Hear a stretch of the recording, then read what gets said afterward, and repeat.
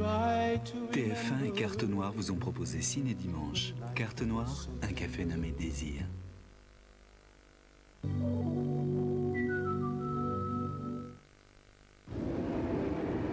Mylène Farmer en concert. Le film.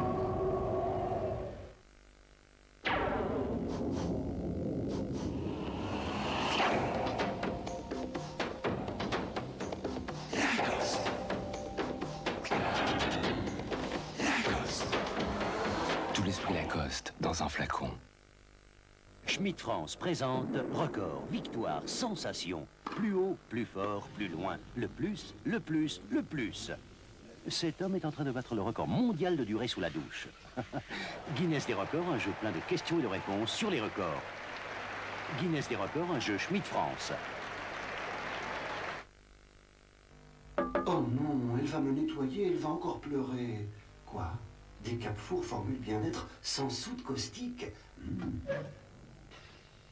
Tiens, elle ne pleure pas, elle ne tousse pas, elle sourit même. Voilà, mon chéri. Des Cap-Four formule bien-être? Ne restez pas en froid avec votre four. Energy. Double Elton, double plaisir.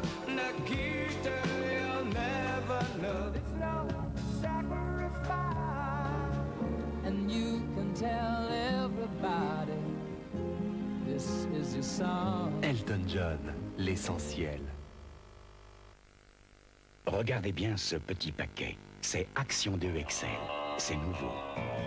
Action 2 Excel, une poudre très fine pour beaucoup de lavage. Et surtout, un résultat qui va dépasser votre imagination.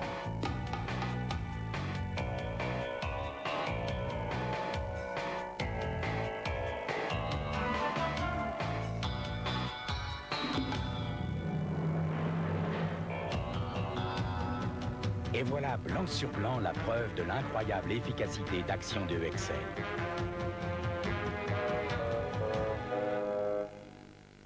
Action 2 Excel avec assouplisseur. Jamais blanc n'a été aussi visible. Et en plus, c'est doux et ça se sent. C'est moi, c'est moi. C'est moi, maître chocolatier depuis 1918. C'est moi, c'est moi. C'est moi, le plaisir du bon chocolat. La 6e nuit des 7 d'or sur TF1. La grande fête de la télévision en direct du Lido. Une grande soirée présentée par Michel Drucker, Philippe Gildas et Jacques Martin. Avec les musiques de Chico et Roberta, Julien Clerc, Snap et le Babette Show. Une superbe consécration des talents et des stars de l'année. Pour reconnaître les compétences de chacun, Echo.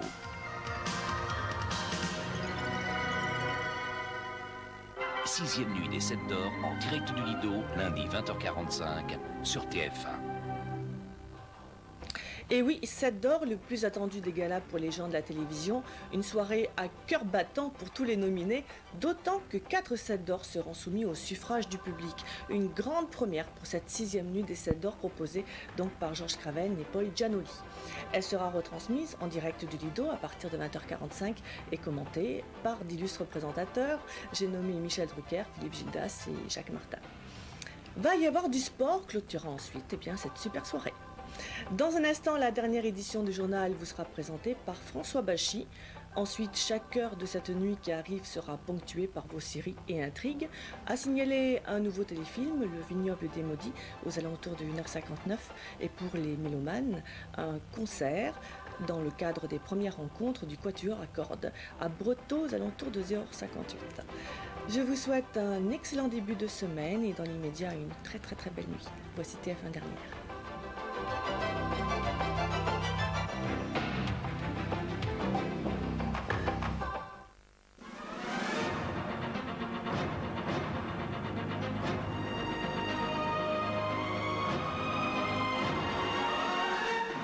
Bonsoir. Ce soir, la ville de Fès au Maroc s'est endormie dans le calme. Dans l'après-midi, certains magasins avaient même réouvert.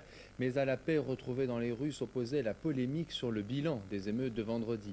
Rien de comparable entre la version officielle qui parle de 5 morts et le nombre de victimes qu'annoncent les centrales syndicales, plusieurs dizaines. L'association de défense des droits de l'homme au Maroc parle, elle, de plus de 100 morts. Benoît Duquesne et Jean-Pierre Mantis, nos envoyés spéciaux au Maroc, ont pu, dans des conditions difficiles, se faire une idée de la violence des émeutes. Et voici leur reportage. La situation à Fès est calme même si elle reste tendue. La ville paraît morte, très peu de personnes y circulent, alors que les carrefours sont toujours surveillés par des blindés légers de l'armée. Le dispositif de surveillance est allégé, sauf dans certains quartiers chauds, d'où sont partis les bandes de pillards vendredi dernier. Le bilan des morts et des blessés reste difficile à faire. De sources gouvernementales, on parle toujours de 5 morts. Mais les syndicats de l'opposition et surtout la rue annoncent des chiffres beaucoup plus conséquents. Il y avait, je sais pas, ils ont dit 100. Allez. Mais ces chiffres sont impossibles à vérifier dans la mesure où les hôpitaux demeurent interdits à la presse. Selon l'agence officielle MAP, tous les manifestants arrêtés sont des délinquants notoires. L'opinion de la rue, là encore, est légèrement différente. Il y a des cas particuliers qui sont fait ça. Il y a des cas particuliers, ce n'est pas les gens en général. Il y a des hommes qui sont fins, des hommes qui sont qui trouvent la porte ouverte pour faire ça. Alors que va-t-il se passer demain? Le Premier ministre Azzedine Laraki doit prendre la parole devant le Parlement. Les bureaux de vote ont fermé il y a quelques minutes à peine en Haïti, sauf dans plusieurs bureaux de la capitale où tout le monde n'a pas pu encore voter, comme va nous l'expliquer notre correspondant Jean-François Boyer. Pour l'essentiel, la grande journée d'élection en Haïti s'est plutôt passée dans le calme. Les résultats ne seront pas connus avant demain matin, sans doute, mais le pronostic le plus courant, c'est le Lavala pour le père Aristide, le candidat de gauche. Le Lavala, c'est le mot créole pour dire raz-de-marée. Haïti hésite ce soir au terme de cette journée électorale entre l'espoir et l'inquiétude. Espoir car aucun attentat n'est venu endeuiller les opérations de vote. Il y a 3 ans, lors des présidentielles qui avaient suivi la chute de Duvalier, le sang avait coulé. L'armée et la police qui quadrillaient la ville aujourd'hui ont empêché les tontons macoutes d'agir. Inquiétude car l'on a pu voter ou l'on a voté tardivement dans au moins 10% des bureaux de vote, en particulier dans la majorité des bureaux des quartiers populaires de la capitale. Explication officielle, les autorités ont manqué de moyens pour acheminer à temps les urnes et les bulletins. Tout a failli déraper quand quelques milliers d'électeurs mécontents, favorables au père Aristide, ont tenté de marcher sur le centre-ville. La police les a dispersés sans difficulté. Le gouvernement a promis que le vote se poursuivrait après la clôture officielle ce soir ou demain matin dans les bureaux affectés, mais la situation reste très tendue car les 10% en question sont sans doute acquis au père Aristide. S'il ne passait pas au premier tour, il pourrait alors dénoncer la fraude et mobiliser ses partisans. La situation est toujours bloquée dans le Golfe en ce qui concerne le dialogue entre les États-Unis et l'Irak. Les 2 derniers diplomates britanniques ont aujourd'hui quitté le Koweït, mais l'ambassade britannique, bien que vide, reste ouverte. Un attentat en Grèce contre le bureau de la Communauté économique européenne dans le centre-ville d'Athènes. 2 passantes ont été légèrement blessées et toutes les vitres du bâtiment ont été soufflées. On ignore encore les auteurs de l'attentat. Les autres nouvelles de l'étranger, la situation toujours tendue en Israël et puis la manifestation anniversaire de la révolution à Timișoara en Roumanie. La contestation contre le régime était encore très présente. Arnaud Noblet. Des milliers de personnes sont descendues dans la rue aujourd'hui à Timișoara pour célébrer le premier anniversaire du déclenchement de la révolution roumaine. C'est en effet ici qu'avait débuté le 16 décembre 89 le mouvement de contestation qui devait provoquer la chute de Nicolae Ceausescu. 1 an après, les manifestants réclamaient cette fois-ci la démission de l'actuel président Iliescu, une contestation politique attisée par les pénuries alimentaires. Le défilé s'est déroulé dans le calme, les forces de l'ordre ne sont pas intervenues. Washington dénonce l'expulsion de 4 Palestiniens intégristes de la bande de Gaza. Une expulsion décidée samedi, au lendemain de l'assassinat de 3 Israéliens dans la ville de Jaffa. Plusieurs centaines de personnes soupçonnées d'appartenir à des organisations fondamentalistes ont aussi été arrêtées et l'accès à Jérusalem est interdit depuis ce soir à tous les Palestiniens des territoires occupés. La politique française, invitée du grand jury de RTL, Le Monde, Simone Veil, a estimé que la France est quasiment en crise de régime. Et si Michel Noir n'a pas employé ces mots-là à 7 sur 7, eh bien son idée était bien la même. Et c'est pour retrouver, je cite, un contrat de légitimité auprès des électeurs qu'il se représentera lors de la législative partielle qu'a créé sa démission. Son étiquette Nouvelle Démocratie et en cas de réélection, eh bien Michel Noir siégera parmi les non-inscrits à l'Assemblée nationale. Il espère sans doute d'ailleurs que 91 sera différent de 90, car voici son bilan de l'année qui s'achève. cette année 90, on leur a offert tout de même un spectacle. C'est une drôle de pièce, si vous me permettez une image théâtrale. Hein. C'était sur l'acte 1, c'était les querelles de personnes. Acte 2, les batailles de fausses factures. Acte 3, abonnés absents sur les problèmes quotidiens. Ne nous étonnons pas que le tableau final, ça soit l'abstention ou le boulevard élyséen pour Le Pen. Une bavure hier soir dans le Val d'Oise. 2 vigiles qui assuraient le service d'ordre d'une soirée dansante d'un lycée privé ont sérieusement blessé 2 adolescents non invités et qui voulaient pourtant entrer. Ils étaient en fait 200 jeunes de cité défavorisée à vouloir forcer ainsi les portes de cette soirée un peu chic. Une scène presque habituelle de la vie du samedi soir en banlieue, on se rappelle, à la mi-novembre, des incidents qui avaient opposé des jeunes de Montfermeil à ceux d'Argenteuil. Eh bien aujourd'hui, les 2 bandes se sont retrouvées, mais sur un terrain de football, c'était beaucoup plus pacifique. Reportage de Carole Comon et de Jacques Ress.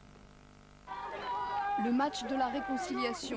Quelques semaines seulement après leur dernier démêlé, les 2 bandes rivales d'Argenteuil et de Montfermeil se retrouvent sur le même terrain de foot pour une rencontre amicale organisée par un commissaire de police. Lorsque j'ai eu cette idée, elle n'a pas plu à tout le monde, on pensait que je prenais des risques. Je ne crois pas que je prends des risques insensés, ce sont des risques calculés. De toute façon, dans la vie, il faut prendre des risques, il faut pour avancer. Je crois que de faire un match, de rigoler, c'est plus cool. J'en étais là, ouais. C'est la meilleure idée. Tout ce que je peux dire, c'est que c'est la meilleure idée. Parce que de se taper on pourrait dire entre frères, c'est nul. La réussite de cette expérience amènera sans doute la création d'un championnat intercité pour les banlieues. Si, comme l'ont fait aujourd'hui ces jeunes d'Argenteuil et de Montfermeil, chacun décide enfin d'y mettre du sien. C'est le début d'une grande amitié entre Argenteuil et Montfermeil, c'est tout. On voulait montrer aux gens qu'on est des mecs comme tout le monde. On n'est pas des mecs, des casseurs ou quoi que ce soit. Voilà, on l'a montré en faisant du football. Il n'y a pas eu de gagnant, il n'y a pas eu de perdant, on est tous des bons joueurs. Et maintenant, le sport officiel. Avec nous, Sophie Lafortune. Bonsoir Sophie. Alors l'essentiel de l'actualité sportive, c'est bien entendu le football et la 20e journée du championnat de France. Et on retiendra surtout, Sophie, que Jean-Pierre Papin a retrouvé le chemin des filets. Et oui, les Marseillais se sont bien repris après leur défaite contre Auxerre 4-0. Score final aujourd'hui face à Marseille, 3-0. 2 buts de Papin et le 3e marqué par Chris Waddle. Waddle cet après-midi, c'était l'homme du match. Il a même failli marquer un 2e but. Regardez cette action, elle est superbe. Malheureusement, ce but est refusé pour un hors-jeu de position marseillais. Je vous propose maintenant quelques-uns des plus beaux buts de la journée. On commence par le match Brest-Nancy, 3-3 et cette très belle action du petit breton Gnoarek. Et puis pour ne pas faire de jaloux, voici un coup franc en canon du Nancéen Tarasevic. Le plus beau but de cette journée, c'est certainement celui-ci. Lors du match Cannes-Lyon, le repapa, c'est le Lyonnais Bruno Ngotti. Lyon s'inclinera cependant 3-2. Et puis, pour terminer en beauté, le but le plus gag, on le doit à un Rennais, le gardien Pierre Ricard, sur un tir du Parisien Pérez. Et hop, avouez que des coups comme ça, quand on est gardien de but, on n'a pas vraiment envie de les renouveler tous les jours. Alors on va maintenant passer à votre domaine de prédilection qui est le ski, puisque vous êtes encore là avant d'être sur les pentes neigeuses, avec le géant d'Alta Badia et puis courtoisie oblige, nous allons commencer par le super G des femmes. Voilà, vous savez, aujourd'hui François, il y avait donc 2 manches qui comptaient pour 2 épreuves qui comptaient pour la Coupe du Monde. Alors on va faire comme vous avez dit, on va commencer par les femmes. Vous savez que le slalom, le super G de Mérignan devait se courir hier. Malheureusement, il y a eu beaucoup de brouillard, il a donc été annulé et reporté à ce matin. La gagnante, c'est une surprise. C'est une Suissesse, elle s'appelle Chantal Bournisson, elle est partie avec le numéro 32 et elle n'avait remporté aucune victoire depuis la descente de Val d'Isère en 87. Et on comprend la joie de Chantal Bournisson. À la 2e place, on trouve l'inévitable Petra Kronenberger, l'Autrichienne, et c'est la Canadienne Lucie Laroche qui arrive en 3e position. Quant aux Françaises, eh bien Carole Merle s'empare d'une honorable 5e place, ce qui est bien si l'on sait que Carole n'aime pas beaucoup les pistes faciles comme celle de Mérignon. A souligné également la très bonne performance de la Française Marie-Pierre Gattel qui termine 9e et qui marque ainsi ses premiers points en Coupe du Monde. On retrouve maintenant, si vous le voulez bien François, les hommes avec le slalom en Italie à Alta Badia et la victoire, c'est la victoire d'Alberto Tomba qui confirme son grand retour après son autre victoire mardi dernier dans le slalom de Sestrières. L'idole de ces dames a fait une première manche qualifiée de divine par ses femmes. C'est vrai qu'il a fait très fort et il s'est donc contenté d'assurer dans la deuxième. Second, le Suisse Urs Kelling et un autre grand retour. Décidément, c'était le jour. Troisième, Marc Girardelli. Franck Picard qui a fait une belle deuxième manche, termine finalement 13e, ce qui après tout n'est pas mal pour un spécialiste de Super G. Et puis François, il ne faut pas oublier le tennis avec le jeune Pete Sampras qui a gagné la première édition de la Coupe du Monde, enfin de la Coupe du Grand Chelem à Munich. Face à lui, il y avait un autre Américain, Brad Gilbert, qui s'est incliné en 3-7, 6-4, 6-2, 6-3. Conclusion, 2 millions de dollars dans la poche de Pete Sampras. Je vous signale que c'est un record en la matière. Ce qui est pas mal parce qu'il a même pas 20 ans et donc c'est un beau parti. Tout comme d'ailleurs Lambert Wilson, qu'on a plus l'habitude de voir sur grand écran ou sur les planches de théâtre. Et bien cette fois, Lambert Wilson donne des notes à sa voix avec un spectacle au Casino de Paris jusqu'au 23 décembre. Un show très bien réglé. Et Lambert Wilson nous ferait presque croire qu'il est plus facile pour un acteur de se mettre au chant que pour un chanteur de savoir bouger sur scène. Un reportage de Jean Chubillot et de Jean-Thomas Secaldi.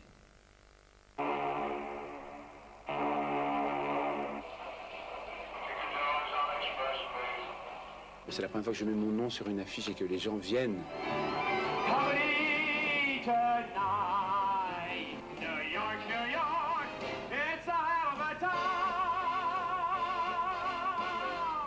Vous pensez que la comédie musicale peut encore exister en France? Moi, je crois qu'elle ne fait que commencer à exister. J'ai l'impression qu'il y a un public de plus en plus présent pour ça. Et les gens, avec mon spectacle, qui est un spectacle kaléidoscope, mais qui a beaucoup à voir avec la comédie musicale, les gens sont friands d'une certaine façon de ce répertoire-là. Je crois qu'ils ont besoin surtout de spectacles bien faits, bien mis en scène, avec des gens qui savent chanter et bouger. C'est ça surtout, il faut leur proposer des choses de qualité.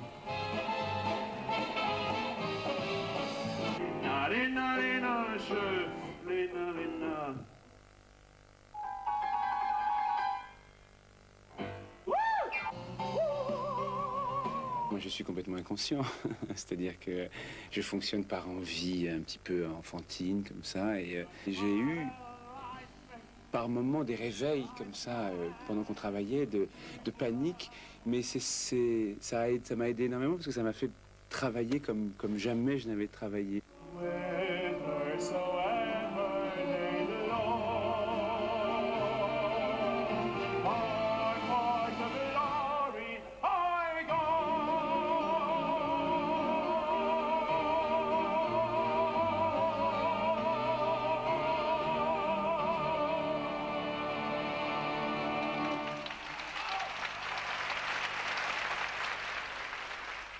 Voilà, après Lambert Wilson, c'est Alain Gillot-Pétré qui va donner de la voix pour votre rendez-vous météo.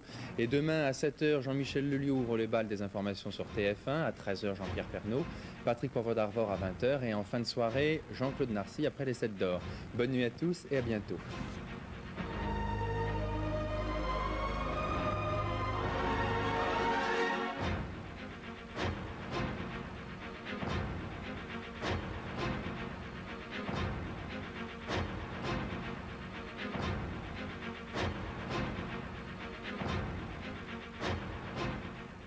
Les infos par téléphone au 36 6 5 4 3 2 1. 24 heures sur 24, retrouvez toute l'actualité. Les infos avec TF1 36 6 5 4 3 2 1.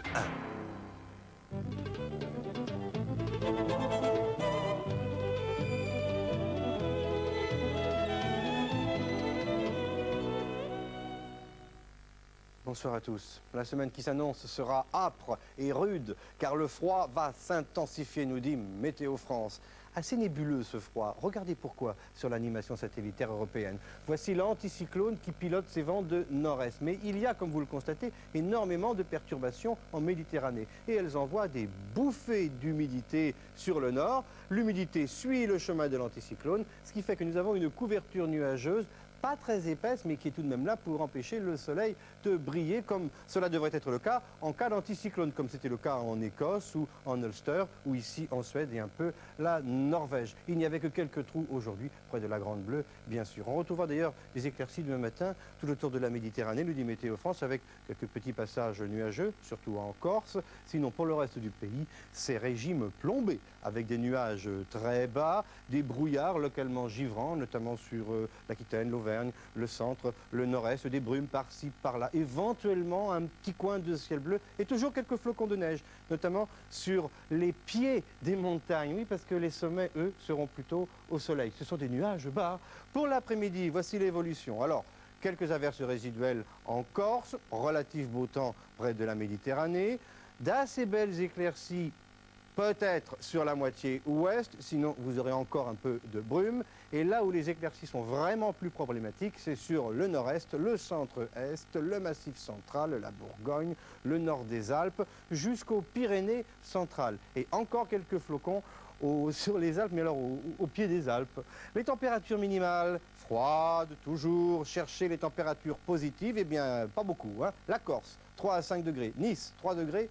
Perpignan en Roussillon, 2 degrés. Sinon, partout ailleurs, c'est 0 ou jusqu'à moins 5 degrés à Bordeaux ou en Limousin. Le froid va donc s'intensifier petit à petit.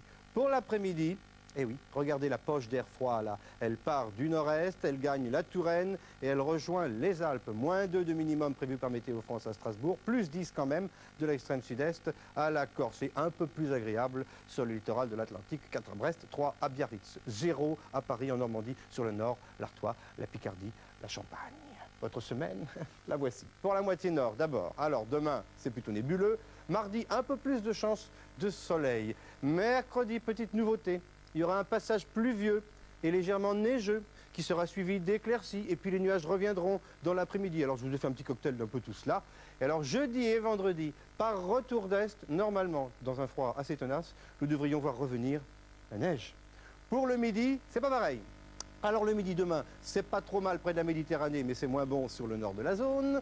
Pour mardi, un peu plus de soleil. Mercredi, le début de la journée sera excellent. Il y aura beaucoup de ciel bleu et notre astre rayonnera partout. Mais des nuages arriveront par le sud accompagnés de pluie. Jeudi, intensification des pluies et surtout des pluies vendredi pour la moitié sud.